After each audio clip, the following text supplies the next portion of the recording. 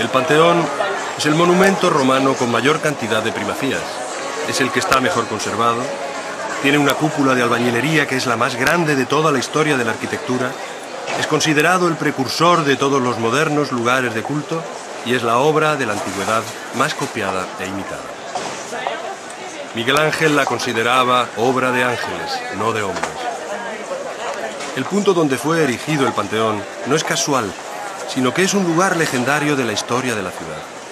Según una leyenda romana, en este lugar el fundador de Roma, Rómulo, después de su muerte, fue aferrado por un águila y llevado al cielo junto a los dioses. Pero, ¿para qué servía y qué significa su nombre? Su nombre deriva de las dos palabras griegas pan y theon, que significan todo y divino, respectivamente.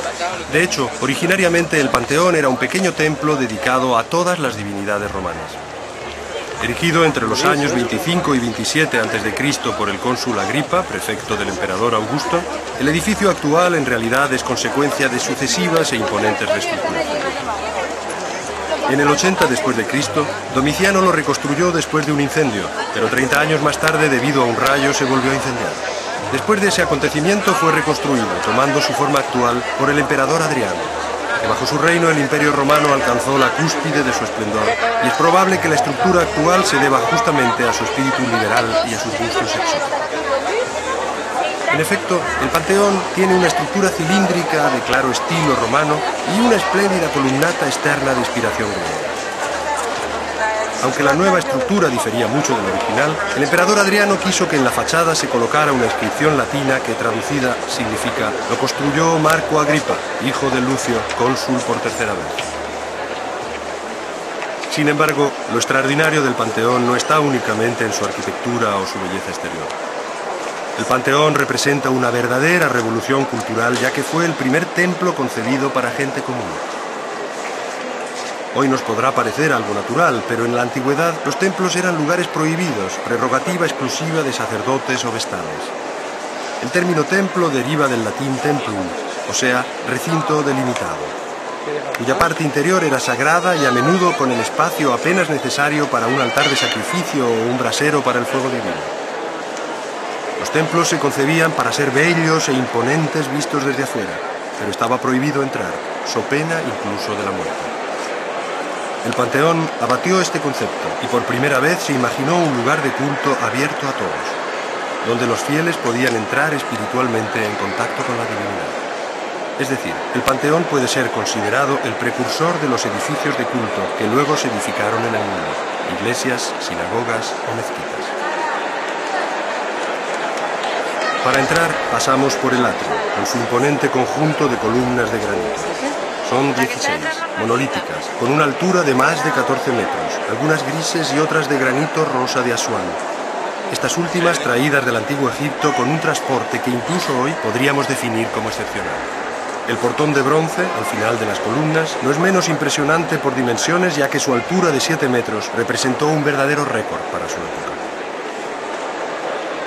Superada la puerta de entrada, la sensación que se experimenta es deliberadamente abrumadora. De golpe, uno se halla en este enorme espacio vacío que provoca vértigo y al mismo tiempo hace que uno se sienta diminuto. Ante los dioses había que sentirse ínfimo, y quien entre, incluso hoy, revivirá la misma sensación que percibían los romanos hace casi 2000 años. El espacio se presenta como una esfera perfecta que simboliza el cielo. La altura de la cúpula es idéntica al diámetro, creando un equilibrio perfecto y una armonía única. Su forma es redonda, para poner a todos los dioses al mismo nivel de importancia. De hecho, alrededor se pueden ver 7 espléndidos nichos situados entre 2 columnas corintias, donde se hallan las 7 divinidades relacionadas al culto de los planetas, o mejor dicho, supuestos tales: el Sol, la Luna, Venus, Saturno, Júpiter, Mercurio y Marte. Con la cristianización, algunos se utilizaron para construir pequeños altares y se dedicaron a mártires cristianos. La grandiosidad del Panteón está dada principalmente por su majestuosa cúpula, que todavía hoy es la cúpula de albañilería más grande del mundo. Construirla utilizando solo ladrillos hubiera sido imposible. El cielo raso no habría soportado su propio peso y se habría derrumbado. Los romanos, que no conocían el cemento armado, usaron una estratagema. Esta cúpula, de hecho, la construyeron con una colada única de hormigón con distintas capas. A medida que se acercaba al punto más alto, el hormigón era cada vez más ligero, gracias a la mezcla con piedras cada vez más livianas.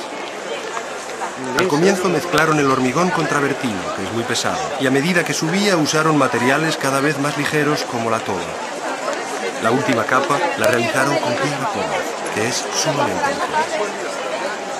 En el centro de la cúpula hay un enorme hueco de 9 metros de diámetro, el óculus. Una idea genial. El Panteón no tiene ventanas. La luz penetra exclusivamente de arriba, iluminando con un torrente de luz la parte interna.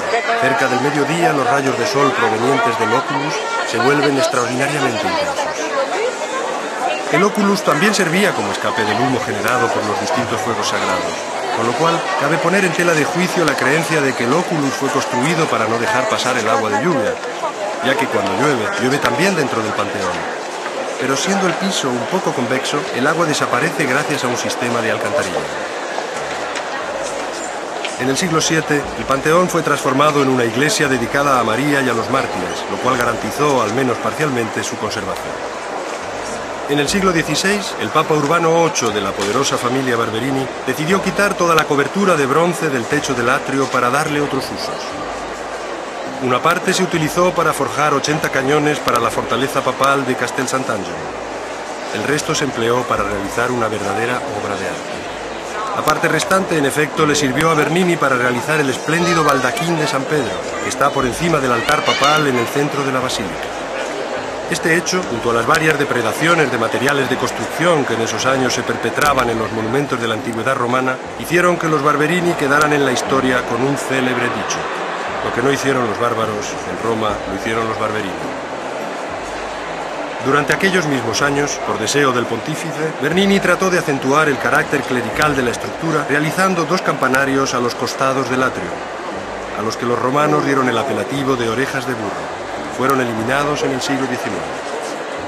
De todos modos, lo que hoy se ve no es muy distinto de lo que era hace 2000 años. Las columnas, los mármoles, las decoraciones internas no cambiaron, e incluso el piso es el mismo, realizado con mármoles finos provenientes de todas las partes del Mediterráneo. Por aquí caminaron emperadores como Adriano y Carlos V.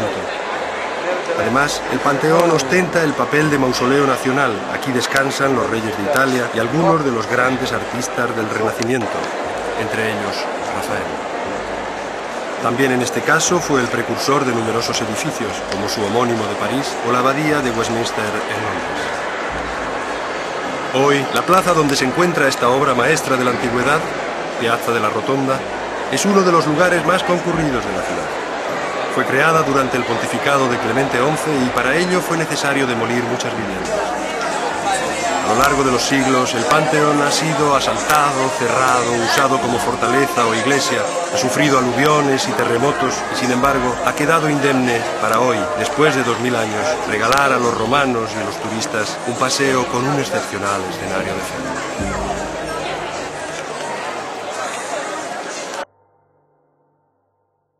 Más información en italyguides.it.